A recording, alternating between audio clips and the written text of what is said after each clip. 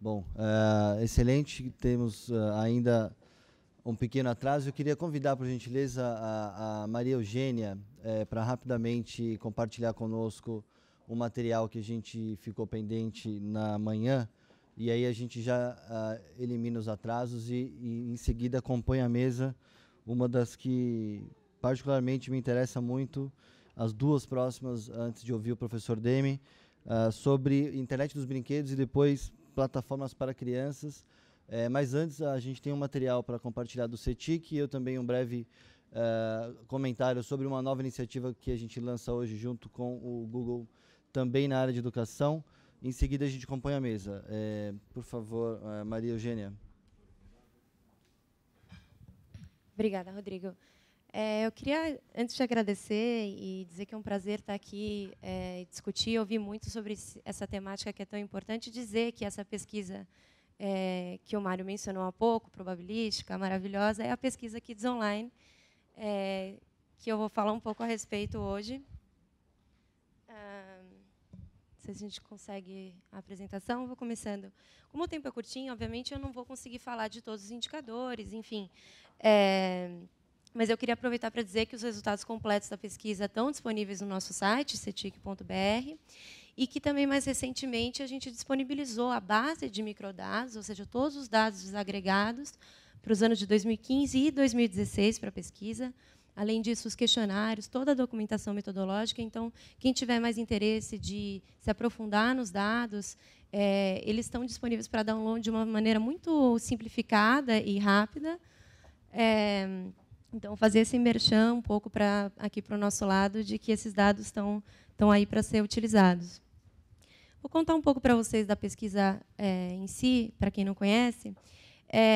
Nós agora completamos 5 anos de coleta de dados, né? No momento, a gente está fazendo a coleta do 6º ano consecutivo. 6º ano consecutivo porque é uma pesquisa anual. Desde 2012, a gente tem coletado. É uma pesquisa probabilística, o que significa que os dados, de fato, representam a população da pesquisa, que é de crianças e adolescentes de 9 a 17 anos. Como que a pesquisa surgiu no nosso contexto? Ela surgiu a partir de uma cooperação entre a rede acadêmica European Kids Online, com essa rede, né? E o Brasil foi o primeiro país a adaptar esse modelo de pesquisa para um país, num contexto fora da Europa. E, claro, desde o começo a gente contou com apoio tanto do Unicef quanto do Unesco, a própria SaferNet, o Ministério da Justiça, e também com a colaboração de um grupo realmente muito precioso de acadêmicos e interessados nos nossos dados e nos nossos resultados. Mais recentemente, acho que é importante mencionar que diversos países fora da Europa, além do Brasil, passaram a implementar esse modelo também. Então, já na América Latina, a gente já conta com vários países, Argentina, Uruguai, Chile, Brasil, Costa Rica, o Peru também vai começar, e também alguns outros países na Ásia, na África. Isso significa o quê? Que a gente passa a contar, na verdade, com diversos países para ter os dados comparáveis. E eu diria que esse é um dos grandes valores da pesquisa hoje, para além do fato de que a gente também consegue acompanhar a evolução dos indicadores ao longo dos anos. Bom, tendo dito isso, só para lembrar, o objetivo específico da pesquisa é entender as oportunidades e os riscos que as crianças encontram na internet, então, nessa população que eu mencionei, de 9 a 17 anos. Eu vou destacar alguns pequenos dados, digamos, os que mais chamaram a nossa atenção ao longo dos últimos anos, só para dar uma ilustrada de como que essa pesquisa se parece. Nem de longe a gente consegue explicar toda a lógica dela. Então, o primeiro diz respeito à conectividade e exclusão digital, mesmo entre essa população. Então, a gente costuma muito frequentemente ouvir o termo... me fugiu. De nativos digitais, exato. E, quando a gente olha para os nossos dados, a gente percebe, bom, ainda que 8 ou quase 8 em cada 10 crianças nessa faixa etária seja usuária de internet, e que essa proporção seja maior ainda na região sudeste e no sul, chegando ali a mais de 90%, a gente ainda conta com uma parcela da população, dessa população, que está desconectada. especialmente no Norte e no Nordeste. Quando a gente vê essas desigualdades, é claro, a gente observa esse mesmo padrão de desigualdade para diferentes rendas familiares, classes sociais, outras variáveis, mas é interessante dizer que, bom, a gente conta aqui com por volta de 24 milhões de crianças que são usuários de internet, é quase uma população inteira da Austrália, de conectados só de crianças no nosso país, mas, ainda assim, é preciso dizer que mais de 5 milhões de crianças, ou seja, indivíduos em idade escolar, estão fora da rede. O outro destaque que eu daria aqui, ele diz um pouco mais respeito a algumas oportunidades e desafios para a conectividade dessa população. Então, eu acho que, entre essas oportunidades e desafios, eu diria que está justamente o telefone celular, que realmente assumiu um papel muito importante frente aos outros dispositivos para acesso à internet. Vocês podem observar pelo gráfico que o computador, por outro lado, seja ele de mesa, portátil ou tablet, ele realmente perdeu uma relevância em relação ao telefone celular para essa população. Claro, não é só para essa população, a população em geral também, mas, no caso das crianças e adolescentes, isso é mais acentuado ainda. Qual é a preocupação em relação a isso? Quando a gente pensa nas limitações que o telefone celular tem em relação ao computador, chama muito a atenção o fato de que 1/3 das crianças e adolescentes usuários de internet contam exclusivamente com o telefone celular para acessar a internet, ou seja, não acessam por meio de computador, não acessam por meio de nenhum dispositivo, só um telefone celular. Eu estou falando aqui de 9 milhões de crianças, para vocês terem uma noção. O terceiro destaque que eu daria, ele já vai mais um pouco pensado na temática específica do dia de hoje. E o que tem chamado a atenção é o fato de que o tratamento ofensivo na rede ele se coloca como um dos principais riscos que as crianças enfrentam na internet. Ou seja, não contato com conteúdos do tipo baleia azul ou contato com desconhecidos, e sim o tratamento ofensivo.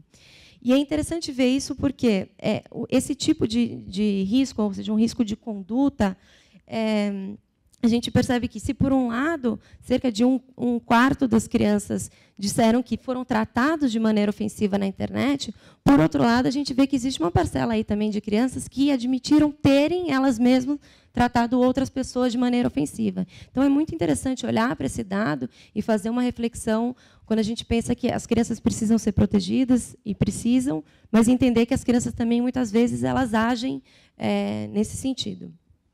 E aí, rapidamente, o último dado que eu gostaria de destacar é um dado que fala já mais especificamente sobre intolerância e discurso de ódio na rede. Esse dado ele foi um dos que mais nos chamou a atenção nos últimos anos, e ele é, de fato, o risco que tem sido citado com maior frequência por essa população. Então, 41% desses jovens usuários disseram terem testemunhado ou visto alguém ser discriminado na rede.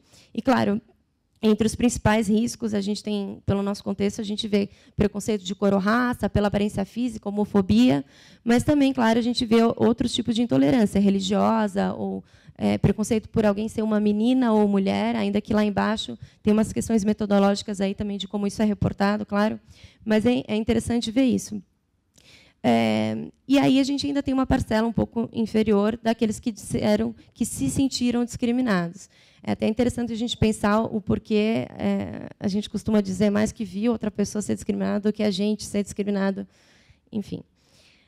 E aí, por fim, eu queria só dizer que eu espero que realmente que esses dados eles possam servir de base para os debates do dia de hoje, mas também, obviamente, para outras reflexões que, se a gente fizer. Os nossos dados foram citados em diversas falas hoje, não com nome à pesquisa, mas, de fato, é uma pesquisa que tem ajudado, muitas vezes, as pessoas a dizerem, bom, o nativo digital, não, espera lá, tem isso, tem aquilo. Então, isso me deixa muito feliz.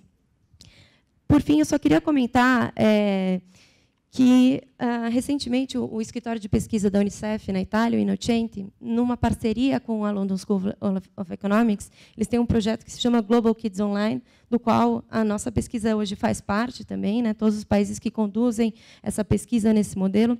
Eles lançaram uma série de ferramentas, pensando justamente em como ampliar a reflexão e o impacto das investigações, desse tipo de investigação, junto a gestores públicos, mas também junto à sociedade como um todo. O arquivo é super interessante. Se acessarem no site deles, globalkidsonline.net/impact, vocês podem baixar todos os materiais, é muito interessante.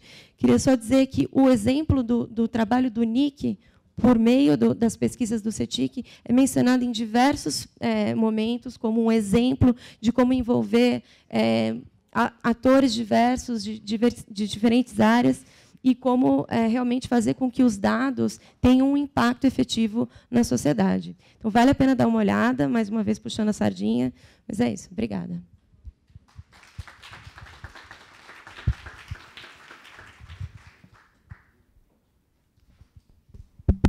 Obrigado, Maria Eugênia. E, efetivamente, os dados que o CETIC produz, não só nessa temática especificamente, mas em tantas outras áreas, e mapeando com indicadores, é fundamental para fazer qualquer tipo de ação concreta, né? Seja na política pública, em especial, mas também nós, na Cefernet, não só como colaboradores, mas também como consumidores desses indicadores, para poder pensar os materiais e pensar as iniciativas a fazer com os diferentes públicos. Eu aproveito rapidamente só para pedir para colocarem o material que a gente prometeu anunciar, do curso em formação para professores também, que a gente anuncia, junto com o apoio do Google Brasil, em complemento a essas ações que foram comentadas presenciais, as ações que a doutora Fernanda comentou, que a gente fez junto com o CGI e o NIC-BR de formação com as 27 capitais do país, tentando sensibilizar os educadores e gestores da área de educação pública para incorporar esse tema. A gente tem muita inspiração pelo artigo 26 do Marco Civil da Internet. E a gente sabe que é um grande desafio, porque tem material disponível, vocês viram, e volto a fazer o convite para que, antes de ir embora, peguem mais materiais, além dos que receberam na sacola. Mas a gente sabe que, muito mais do que ter material disponível para orientação ao uso seguro da internet, é um grande desafio poder efetivamente trabalhar isso de forma sistemática.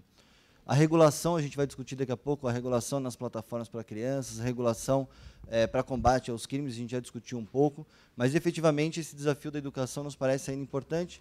Então, muito rapidamente, só a compartilhar que a gente anuncia hoje esse novo curso. É um curso totalmente à distância, autoinstrucional, e que ele vai ter duração de 40 horas, e que os educadores vão ter basicamente acesso a, inclusive, os conteúdos previstos no Marco Civil, ao decálogo do Comitê Gestor da Internet, que inspirou o Marco Civil. A gente fez, logo quando o Comitê Gestor publicou o decálogo, a gente, na Cefernet, fez questão de traduzir ele em quadrinhos, por exemplo, para poder traduzir aquelas expressões tão complexas e tão amplas. Assim como a gente traz para esse contexto, esse curso vem a responder essa demanda do artigo 26, mas também algumas competências da Base Nacional Comum Curricular, que tratam da utilização crítica das tecnologias.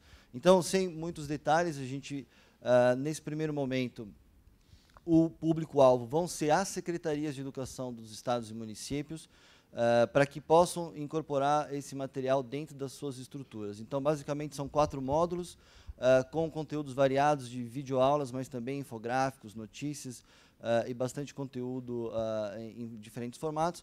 Um primeiro módulo de introdução em relação à cidadania digital, tratando de direitos e deveres online, basicamente compreender o próprio Marco Civil e outros marcos regulatórios da educação básica que podem ser conectados com a tecnologia. Então, esse é um desafio, né? A gente ouviu o MEC e o Daniel trazendo as experiências da CECADI.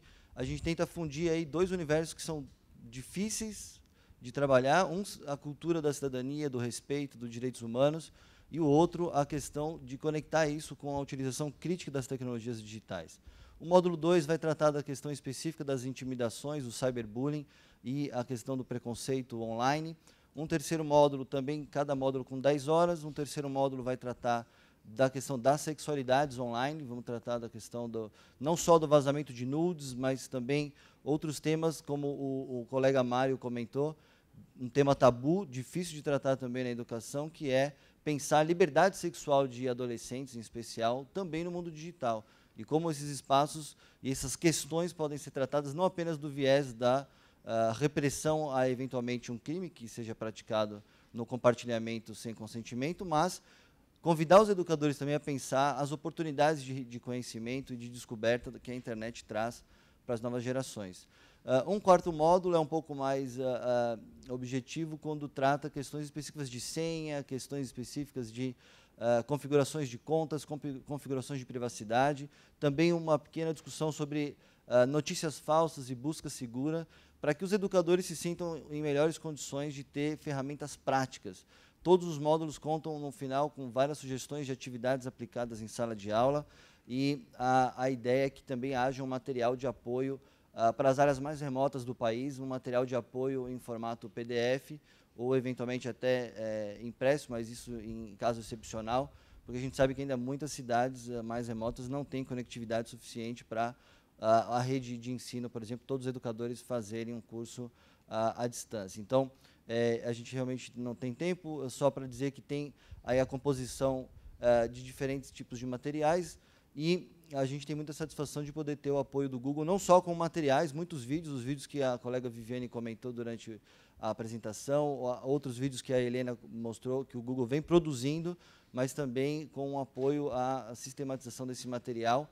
A gente está, nesse momento, em tratativas com a Secretaria de Educação do Estado de São Paulo, mas também iniciada diálogos com outras secretarias, para que, nesse primeiro momento, as secretarias possam ter isso como parte do planejamento estratégico e toda a rede daqueles estados e municípios engajados possam ser formados nessa temática. Fica aí o anúncio e eventuais representantes de secretarias, além do próprio MEC, a gente também está em tratativas para compartilhar o material. Mais um esforço para poder tentar fazer com que esses materiais cheguem efetivamente de forma palpável para os diferentes perfis de educadores que a gente tem no nosso país. Dando seguimento, eu queria convidar meu colega Tiago para fazer a apresentação dos indicadores. Tiago, para poder esgotar o atraso que a gente tem, ou você prefere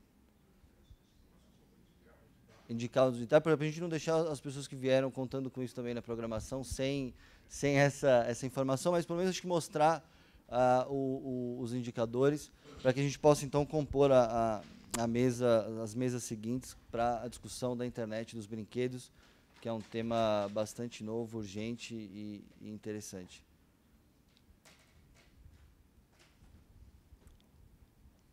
Lembrando que as pesquisas do CETIC estão todas no link, né, do que a Maria Então, no link e nos livros aqui fora, na nossa mesa. Então, por favor, são gratuitas. E a gente fica muito feliz que as pessoas possam ver os nossos dados, as análises também, que a gente faz todos os anos.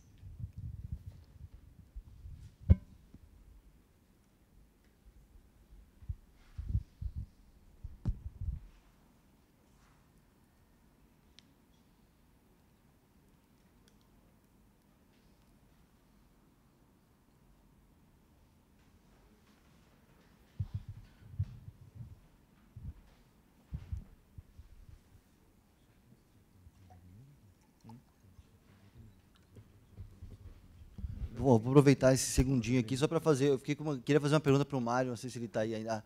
A gente também ficou muito interessado nesse curso que a gente desenvolveu com o Google, pensando que, como vocês sabem, a gente trabalha junto com o Unicef. Quando a gente fala da urgência dos pais e educadores mediarem o acesso das crianças ao mundo digital, a gente sabe também que há não só pela questão técnica, mas do ponto de vista de formação para a cidadania em direitos humanos, a escola ainda nos parece ser um espaço vital de mediação, quando muitas famílias sequer têm, na seu próprio contexto, uma cultura de respeito, de paz, e para muitas crianças e adolescentes, a gente vem conversando com muitos educadores, para muitas crianças e adolescentes, um dos poucos espaços de vida no qual ela pode ser tratada como alguém de direitos, alguém com dignidade, ser respeitada no seu cotidiano, é na própria instituição escolar, né? E quando a gente tem as escolas, muitas vezes, como, claro, também espaço de violação, mas em muitos momentos como espaço de oportunidade de efetivamente oferecer uma alternativa de convivência pacífica para muitas crianças e adolescentes, o que, no caso da internet, também poderia acontecer, né? A gente sabe que tem muitas lacunas aí do ponto de vista da infraestrutura, também da formação dos educadores, mas a gente está de pleno acordo e insiste com a mesma argumentação que você teve, né? A gente, com esse curso, objetivo efetivamente de fortalecer essa ideia de que não é assunto de professor de informática e não é porque educadores não dominam as mesmas redes e os mesmos equipamentos, que eles não têm condição de efetivamente educar para uma cidadania digital, ou educar para boas escolhas online, ou educar para que efetivamente a gente tenha oportunidades valorizadas na rede. Isso seja na sexualidade ou qualquer outra temática, né? E por isso que o nome do curso é Educando para Boas Escolhas Online. Inclusive, eu não tinha mencionado qual é o nome do curso, que é Educando para Boas Escolhas Online. E lembrando que é totalmente gratuito, e nesse primeiro momento ele não vai estar disponível ainda, digamos, para o grande público, para que ele seja incorporado nas plataformas das Secretarias de Educação nesse primeiro momento, e o que a gente também já está dialogando com o Ministério Público Federal e o MEC para, na medida do possível, dar maior escala ao material.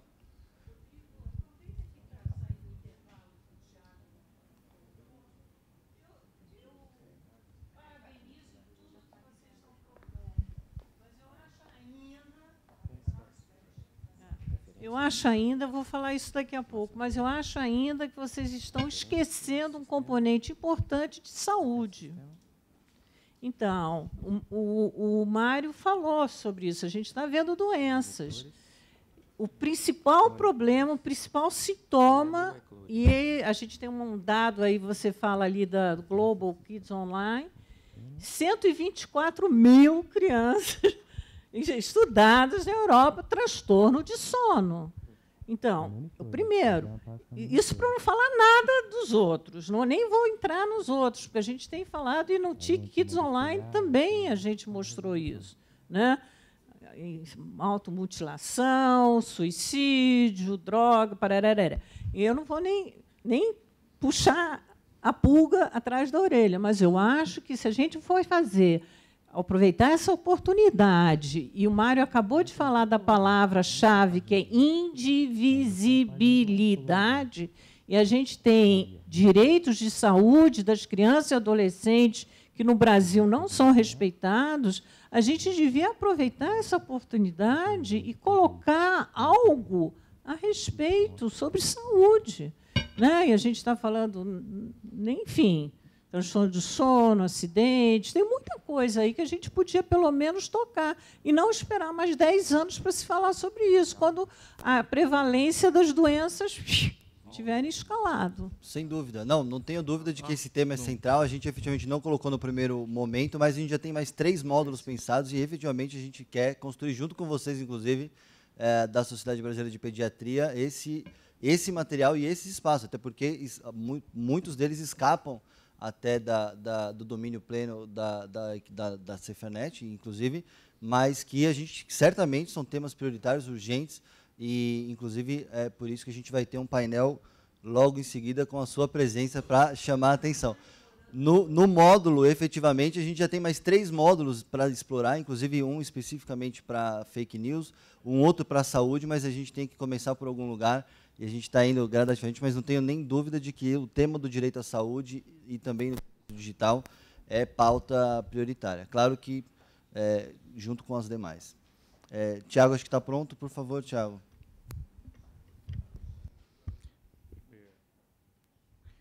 Bom, cadê? Foi?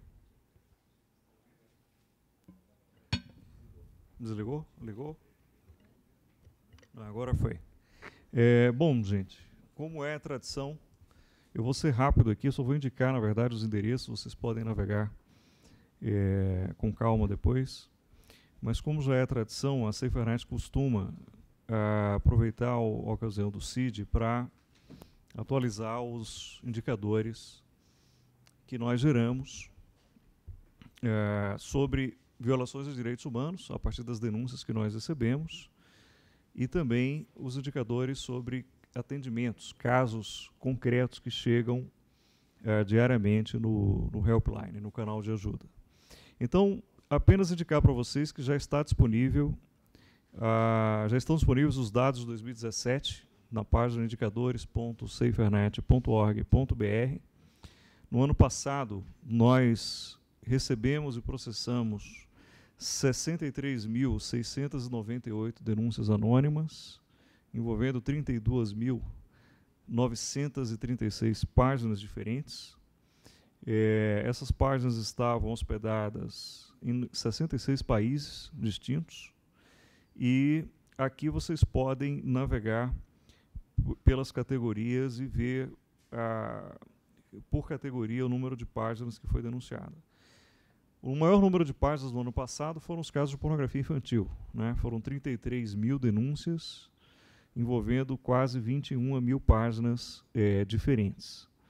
E também no ano passado, a Polícia Federal ela bateu o recorde no número de operações, foram 110 operações de busca e apreensão, e também algumas de cumprimento de mandado de prisão, e 240 prisões em flagrante delito, pelo crime de distribuição, divulgação, produção e divulgação de imagens de abuso e exploração sexual de crianças e adolescentes pela internet. Os números já estão disponíveis, vocês podem navegar. Por essa linha do tempo dá para acompanhar a evolução aqui ano a ano. Vocês vão perceber que há um declínio a partir de 2015 no número de páginas, no número de denúncias envolvendo páginas de discurso de ódio, racismo, xenofobia, homofobia, intolerância religiosa, neonazismo e também apologia e incitação a crimes contra a vida. E a explicação para a diminuição no número das denúncias ela é angustiante, porque o que a gente tem percebido é que conteúdos que antes eram denunciados, muitas vezes hoje são compartilhados. Então, quem antes se indignava e quem antes denunciava mensagens de ódio e discriminação, hoje muitas vezes se sente à vontade para compartilhar. Compartilhar não só em redes sociais, mas compartilhar em grupos de família, etc. A gente percebe claramente que uma parcela da população passou a conviver passivamente com o discurso de ódio. E mensagens que pregam a intolerância, que defendem a segregação de pessoas em razão da sua cor de pele, etnia, orientação sexual, religião, etc. Essas mensagens elas passaram a ser não só difundidas, mas elas também passaram a não ser mais denunciadas, o que mostra aí um processo de assimilação, de alguma forma, por parte da população, do discurso de ódio como sendo um discurso legítimo. E isso é muito preocupante, e isso tem chamado muita atenção, e é a única explicação que nós temos para esse decréscimo de 2015 para cá no número de denúncias envolvendo manifestações de ódio. É como se a intolerância ela fosse naturalizada, ela estivesse sendo de alguma forma naturalizada e banalizada, a partir do momento em que não... E é interessante que esse período coincide com um momento de desgarçamento do debate público e da polarização e da radicalização. E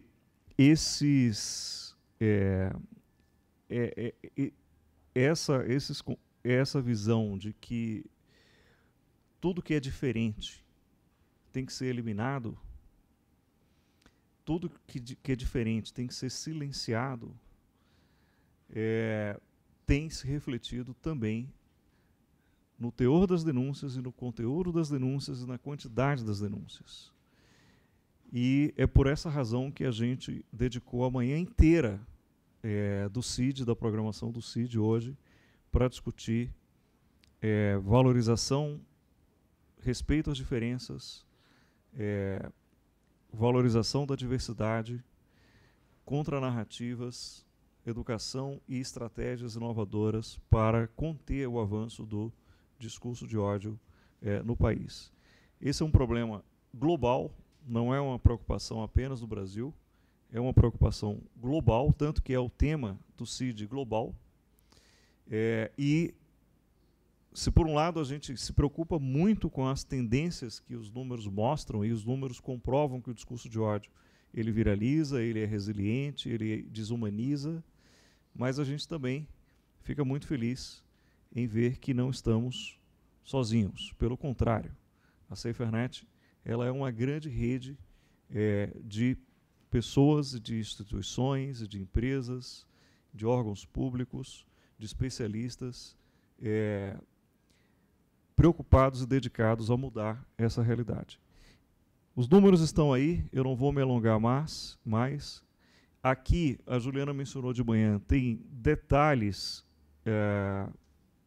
sobre cada um desses crimes. A série histórica de janeiro de 2006 até dezembro de 2007 foi colocada online. Vocês podem aqui acompanhar e cruzar esses dados. Por exemplo, casos de racismo, você tem a série histórica aqui por dia, por mês, por ano, total de denúncias, número de páginas denunciadas, número de páginas removidas e o contexto também desses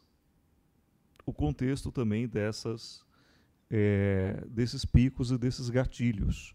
Então a gente usou o que a própria imprensa noticiou à época para tentar dar um pouco de contexto a esses números e tentar explicar aí uma série de números que é bastante rico e que serve sobretudo aí para pesquisadores se debruçarem sobre isso e entender um pouco mais do fenômeno. O último lote de indicadores são os indicadores do Helpline. Juliana, você quer comentar? Os indicadores do Helpline é o canal de atendimento ao usuário final, que a SaferNet, o serviço que a SaferNet tem, e que oferece desde 2007, e que já atendeu aí quase 16 mil pessoas. E enquanto a Juliana está vindo aí, tem um vídeo de 50 segundos aqui que mostra o funcionamento do Helpline. Não tem áudio aqui? Hã?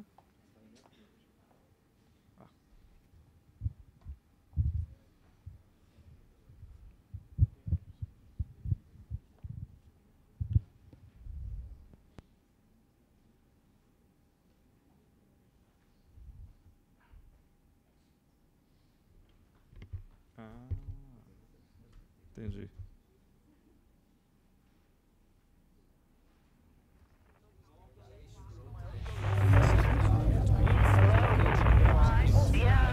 Você já passou por isso? Conhece alguém que esteja passando? Se você já sofreu alguma violência na internet, não sabe o que fazer nem como denunciar, nós podemos ajudar. A SaferNet oferece um canal gratuito de orientação e apoio, além de explicar o passo a passo de como denunciar crimes na internet. Você será atendido por um profissional, com respeito, anonimato e estrito sigilo sobre tudo o que for dito. Juntos, vamos fazer da internet um ambiente mais seguro, onde todos possam exercer sua liberdade com responsabilidade e respeito. Entre em contato com a gente, estamos prontos para te ajudar. Helpline SaferNet. Navegar com liberdade é navegar com segurança. Os números do Helpline mais atualizados até 31 de dezembro do ano passado são esses aqui. Sim. Antes de passar para a Juliana, só queria destacar que o Helpline no ano passado conseguiu chegar nos 27 estados do país. Faltava Roraima. E teve um caso e um atendimento concreto lá de Roraima. Que o usuário informou, né? Porque tem isso também, né? A gente já pode ter atendido e isso não ter sido informado. Bom, eu fui pega de surpresa, não sabia nem que tinha que apresentar os dados aqui, mas vocês puderam ver pelo vídeo que o Help é um serviço de ajuda totalmente baseado na internet, então as pessoas podem conversar em tempo real por chat, escrever um e-mail, mas é claro que se a gente quiser conversar com adolescente, eles não vão escrever e-mail para a gente. Então são os pais e os educadores que costumam usar, às vezes o chat está aberto no ar e eles preferem escrever um e-mail para obter orientação. E a ideia é basicamente ser uma porta de entrada, um primeiro elo nessa cadeia de proteção que envolva a segurança na internet, então para obter ajuda, ajuda, informação, orientação de como denunciar, acolhimento também, especialmente a alguns casos que envolvem risco ou podem envolver alguma situação de maior sofrimento, como a gente percebe, por exemplo, em casos de compartilhamento não consensual de imagens íntimas. E aí a gente tem um gráfico que a gente gera todo ano, com os top 5, digamos assim, os 5 principais casos mais relatados pelos usuários. E, claro, discriminação, intimidação, ou o que a gente chama de cyberbullying, está sempre em primeiro lugar nos últimos anos. A gente, desde 2014, tem tido um crescimento grande nos casos de nudes, ou aqueles compartilhamentos não autorizados de imagem de nudez, mas, curiosamente, esse dado tem diminuído muito timidamente, mas desde 2016, 2015, a gente teve desde 2014, enfim, um crescimento, e em 2016 a gente teve um leve decréscimo, em 2017 também, o que dá uma certa interrogação, o que está acontecendo. É claro que a gente não tem respostas para isso, a gente tem algumas hipóteses.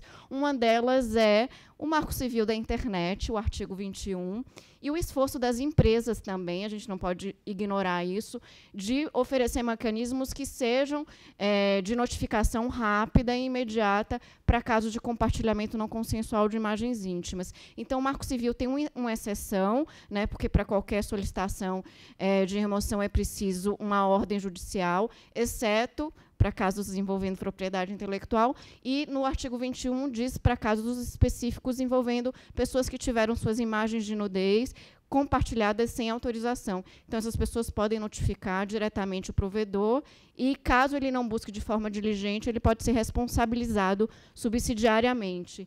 Então, talvez esse seja um fator aí, mas é claro que o Helpline ele não nos dá uma amostra que reflita a realidade do Brasil, porque são só aqueles casos que foram e chegaram até a SaferNet.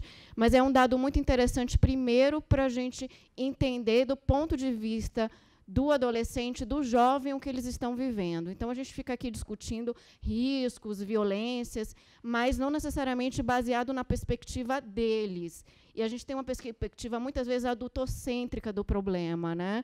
E ouvir o que eles têm a dizer é a melhor forma da gente entender também um problema e poder, claro, propor aí as melhores respostas. Então, é um serviço especificamente de escuta e um serviço mesmo para a gente conseguir garantir o que está estabelecido no Estatuto da Criança e do Adolescente, de que toda criança e adolescente tem um direito à informação e à livre opinião, mas a gente não oferece muitos canais fáceis para eles exercerem esse direito. E uma linha pode também ser esse primeiro elo, aí, essa primeira oportunidade para que as pessoas possam falar sobre o que elas vivem, possam reportar e possam obter também informação e orientação adequada, né? Então, está aí disponível no helpline.org.br/indicadores esses dados, para quem quiser depois dar uma olhada. Obrigada.